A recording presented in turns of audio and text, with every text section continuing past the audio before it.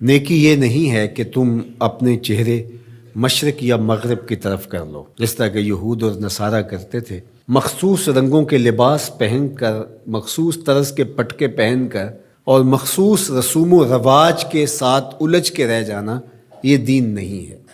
لیس البر، یہ نیکی نہیں ہے، ان تولو، کہ تم پھیر لو، وجوہکم، اپنے چہروں کو، قبل المشرق والمغرب، مشرق اور مغرب کی طرف، ولکن البر من آمن باللہ، نیکی کیا ہے کہ کوئی اللہ پر ایمان لائے، اس کا دل اپنے رب کو مانے۔ تو نیکی کی حقیقت یہ ہے کہ آپ اپنے رب کے ہو جائیں۔ جب رب کے ہو جائیں گے تو پھر اس کے دیے ہوئے نظام کو آپ من و عن تسلیم کریں گے۔ اٹھنے بیٹھنے سے لے کر انداز معاشرت تک، امور سیاست سے لے کر طرز حیات تک، کاروبار سے لے کر نجی زندگی تک، آپ کی زندگی کا ایک گوشہ اپنے رب کے دیے ہوئے نظام کی مطابقت میں ہوگا۔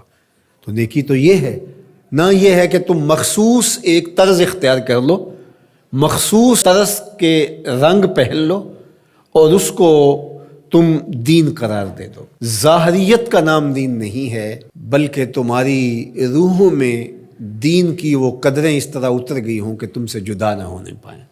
یہاں یہ بات بھی ذہن نشین رہے کہ جو ہمارے اعتقادات ہوتے ہیں ان کا ہمارے عمل پر، رویے پر، طرز زندگی پر ضرور اثر ہوتا ہے۔ عقیدہ ہمارے عمل کی بنیاد ہوتا ہے۔ تو اگر میرا یہ عقیدہ ہے کہ میں اللہ وحدہ لا شریک کو مانتا ہوں، تو پھر اس کا لازمی نتیجہ یہ ہے کہ غیر کا خوف میرے سینے سے نکل جائے گا۔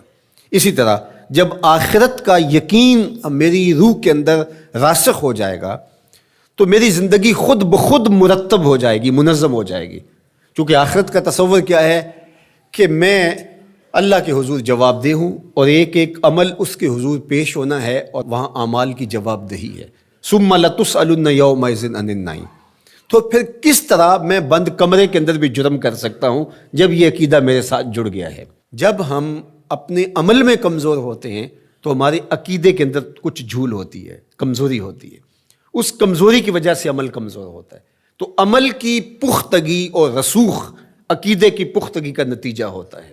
تو اس لیے سب سے پہلے جو چیزیں بیان فرمائی ان کا تعلق جڑا تھا عقائد سے۔ اب دوسری بات جو بر کی تشریح کرتے ہوئے ارشاد فرمایا، وَآتَ الْمَالَ عَلَىٰ حُبِّهِ ذَوِي الْقُرْبَىٰ وَالْيَتَامَىٰ وَالْمَسَاكِينَ وَابْنَ السَّبِيلِ وَالسَّائِلِينَ وَفِي الرِّقَابِ، اور مال کو خرچ کرنا علی حبہ، اس کی محبت کے باوصف۔ مال کی اگر محبت یا ضرورت نہیں ہے تو پھر اس کو خرچ کر دینا، صرف کر دینا، یہ کمال نہیں ہوتا۔ کمال اس وقت ہے جب اس کی شدید احتیاج آپ کو بھی موجود ہو۔ اس لیے صحت مند آدمی جو جوان بھی ہو اور اس کو ضرورت بھی ہو، اس کا صدقہ کرنا اس کے صدقے کرنے سے بہتر ہے جو مخمصے کے عالم کے اندر جب موت و حیات کی کشمکش ہو تو وہ صدقہ کر دے، اپنا مال خیرات کر دے۔ عمومی طور پہ ایک مخفی دولت کی محبت جو ہمارے سینوں میں ایک حد تک موجود ہوتی ہے، وہ یہ ہے کہ جب اللہ ہمیں مال دیتا ہے تو بعض اوقات کچھ لوگ کہتے ہیں کہ ابھی میں اس مال کو بڑھاتا چلا جاؤں گا اور اپنی ساری ضروریات بھی پورا کرتا چلا جاؤں گا اور بہت حجم ہو جائے گا تو پھر اس سے کوئی بڑا کام کروں گا۔ وہ ایک ہدف لیتا ہے بڑے کام کا اور مال کو ضرورت کے باوجود خرچ نہیں کرتا۔ تو یہ ایک مخفی محبت ہے مال کی جو سینوں کے اندر چھپی ہوئی ہے۔ تو ہمارے دین نے ہمیں جو ترغیب دی ہے کہ جوں ضرورت پیش آئے تو جہاں جہاں ضرورت پیش آئے تمہیں اپنے مال سے خرچ کرنا ہوگا۔ حضور نبی رحمت صلی اللہ علیہ وآلہ وسلم نے ارشاد فرمایا کہ جو زکوٰۃ ہے، جو صدقہ واجبہ کے طور پہ ہم ادا کرتے ہیں، اس کے علاوہ بھی تمہارے اوپر مال خرچ کرنا ضروری اور لازم ہے۔ اور اس کے مصارف یہاں بیان فرما دیے، اور وہ مصارف کیا ہے آپ ذرا غور کیجئے۔ فرمایا ذوی القربیٰ، سب سے پہلا جو رکھا وہ ذوی القربیٰ، رشتہ دار رکھے۔ باقی لوگوں پر خرچ کرنے سے پورا ثواب ملتا ہے اور رشتہ داروں پر خرچ کرنے سے دوہرا ثواب ملتا ہے۔ والیتامى، اور یتیموں کو، والمساکین، اور مسکین۔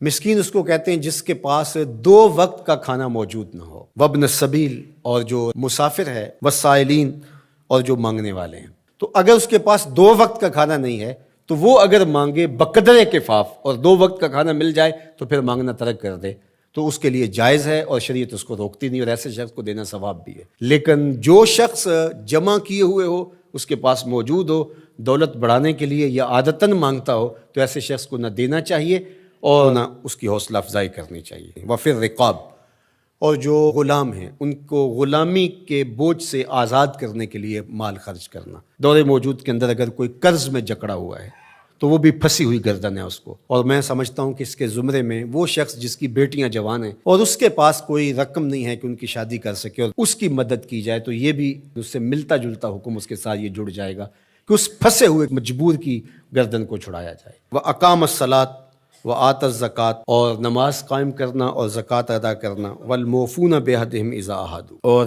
عہد کو پورا کرنا جب وہ عہد کر بیٹھے، وَالصَّابِرِينَ، اور صبر کرنے والے، فِي الْبَأْسَاءِ وَالضَّرَّاءِ وَحِینَ الْبَأْسِ، غربت، بیماری، حالت جنگ میں استقامت اور ثبات کے ساتھ کھڑا رہے۔ اب یہ بیان کرنے کے بعد فرمایا اولئک الذین صدقوا، یہ وہ لوگ ہیں جو سچے اور پکے مومن ہیں، جو ان خوبیوں کے حامل ہیں، جو عبادات کے اندر، اعتقادات کے اندر، رویوں کے اندر، طرز زندگی کے اندر، انداز معاشرت کے اندر، سب میں کمال مرتبے پہ فائز المرام ہیں، یہ سچے لوگ ہیں۔ اور فرمایا وَأُولَٰئِکَ هُمُ الْمُتَّقُونَ، اور تقوی کے نور سے مالا مال بھی یہی لوگ ہیں جن کے اعتقادات بھی خوبصورت، جن کے اعمال بھی خوبصورت، جن کے رویے بھی خوبصورت، اور جن کا طرز زندگی بھی خوبصورت۔